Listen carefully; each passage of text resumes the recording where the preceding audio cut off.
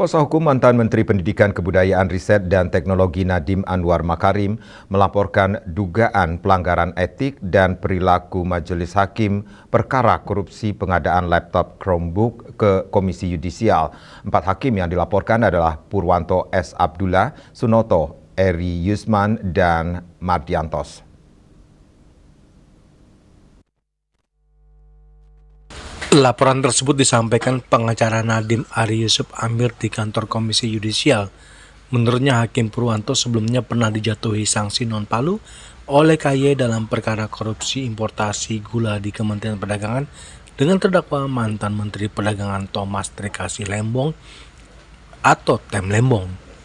Sebagai informasi, sanksi non-palu merupakan sanksi disiplin berat yang membuat seorang hakim tidak diperbolehkan memeriksa, mengadili, atau memutuskan suatu perkara dalam jangka waktu tertentu.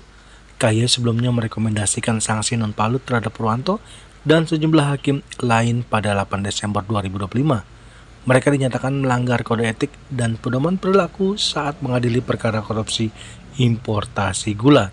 Namun dalam perkara Chromebook, Pengadilan Tipikor Jakarta tetap menunjuk Purwanto sebagai Ketua Majelis Hakim.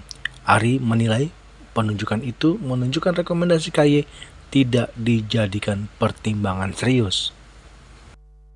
Pertama, kami melaporkan 4 hakim yang memutus bersalah terhadap Nadiem. Bagi kami, putusan bersalah itu sah-sah saja, artinya perbedaan pandangan itu sah, itu kewenangan dari majelis hakim.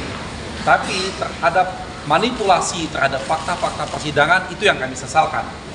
Jadi pertama, kami melaporkan tentang banyak sekali manipulasi fakta-fakta persidangan yang dilakukan oleh 4 majelis hakim tersebut.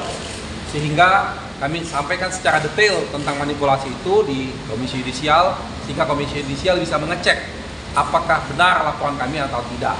Di situ terlihat banyak sekali fakta-fakta yang seharusnya ada dalam proses putusan tersebut tapi tidak disampaikan, atau sebaliknya, tidak ada fakta-fakta tersebut tapi malah disampaikan dalam putusan tersebut. Itu hal yang pertama. Lalu kaitan dengan hal-hal yang teknis lanjutannya terkait dengan kode etik, pertama, hakim ketua majelis yaitu Hakim Purwanto yang sudah dijatuhi putusan non-palu oleh Komisi Yudisial dalam perkaranya Tom Lembong, malah beliau ditunjuk lagi sebagai majelis hakim kasusnya Nadiem Anwar Makarim. Jadi ditunjuknya itu diputus bersalah non-palu itu adalah 8 Desember 2025, ditunjuk menjadi hakimnya itu 9 Desember 2025. Artinya betul-betul menunjukkan pengabaian terhadap putusan Komisi Yudisial tersebut. Itu yang pertama.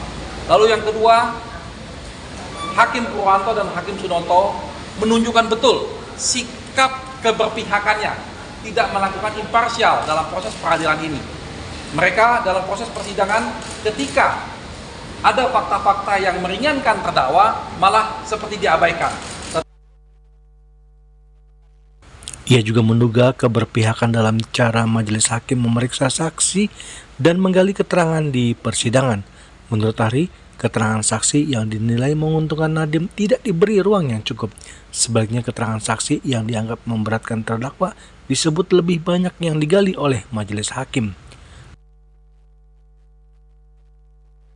Dari Jakarta, Julius Watu dan Ketut Sumadiasa melaporkan.